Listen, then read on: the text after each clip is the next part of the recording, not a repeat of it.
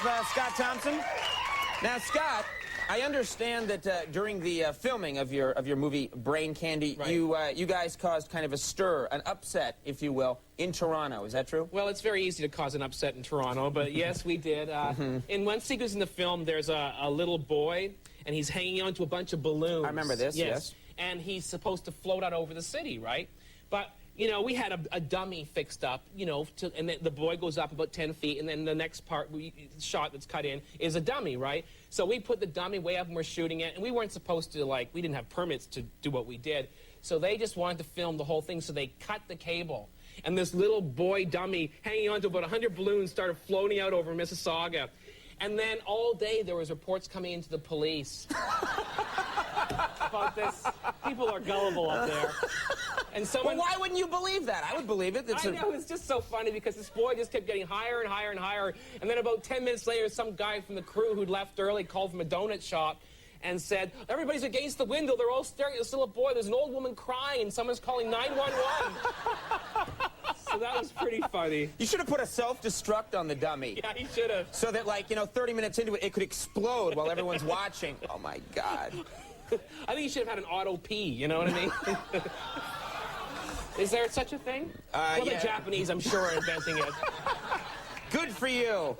You worked something unsavory into an otherwise really nice anecdote. Well, I try. You're an expert on this. Now, let's talk about Canadians in comedy just for a second. Of course, all the kids in the hall are from Canada. Yes. But many, you know, comedy troupes, SCTV, a lot of great comedians come from that area. What is it about Canadians and comedy? What do you think it is? Why does so much comedy I think it's because Canadians hate themselves, and they feel, like, deeply inferior, and they have, like, an inferiority complex, and a lot of comedy comes from that. I know I'm serious now, but I'll get to the joke soon. Sure. And the clock. What? Comic theory? And we should have a clock at the bottom of the screen ticking time away. For a punchline.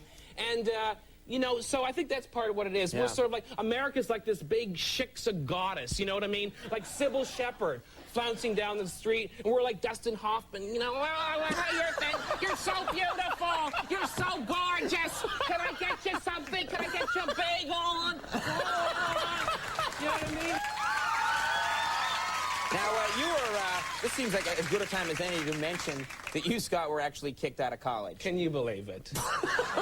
Gee, what happened? Well, I was what they called in those days a going concern. And I caused a lot of trouble. You caused trouble? Like one time, even though I was gay, I decided to come on to the teacher's wife.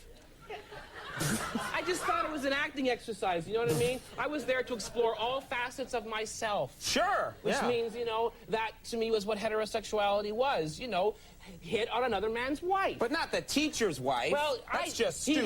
He hated me, and she came in to teach our class one day ballroom dancing. And she had a different name than his. So I put my hand up and very cheekily said, if you're married to him, how come you don't have his name?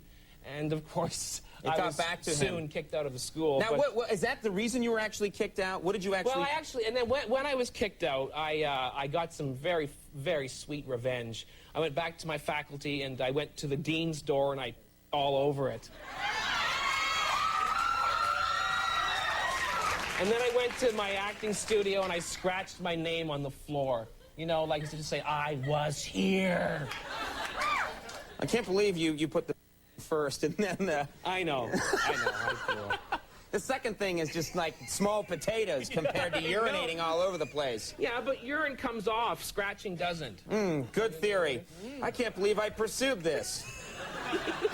I'm supposed to know better. What the hell. Now, after you got kicked out, what did you do? What was your job after you got kicked out? I was a security guard for many years. I'd sleep safe at night. I didn't have a gun or anything, but one of the things that I was known for as a security guard was patrolling nude.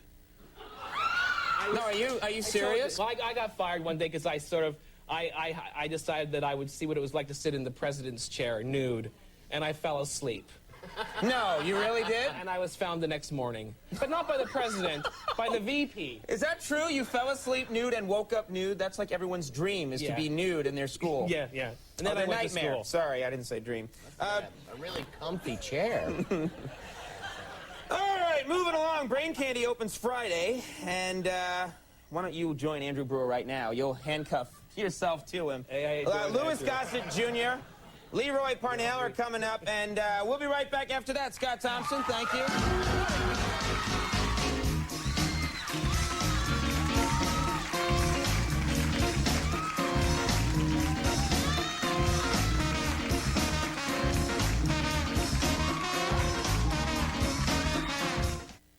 This is Bruce Nicholson's Toyota truck.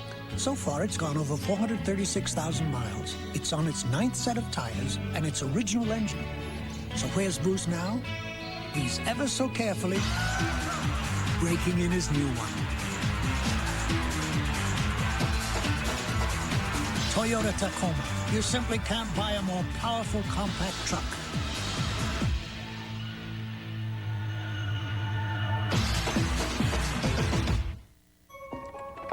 The last lunar fireball was seen over 75 years ago. And after I see it tonight, I can die a happy man. Some gums lose flavor fast, leaving you looking for another piece. Too bad he wasn't chewing extra sugar-free gum. It's the one with delicious, refreshing flavor that really lasts. Another 75 years. Hey, people are living a lot longer these days.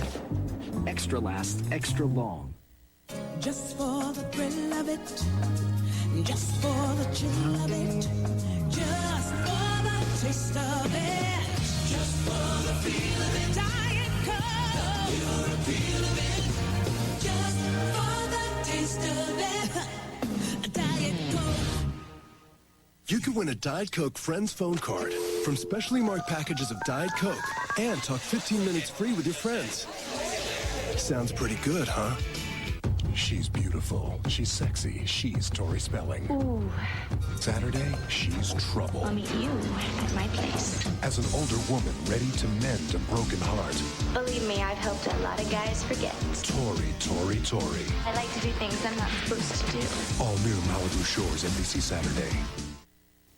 These hard water deposits on this filter are the same ones that cloud your shower doors and wall tile.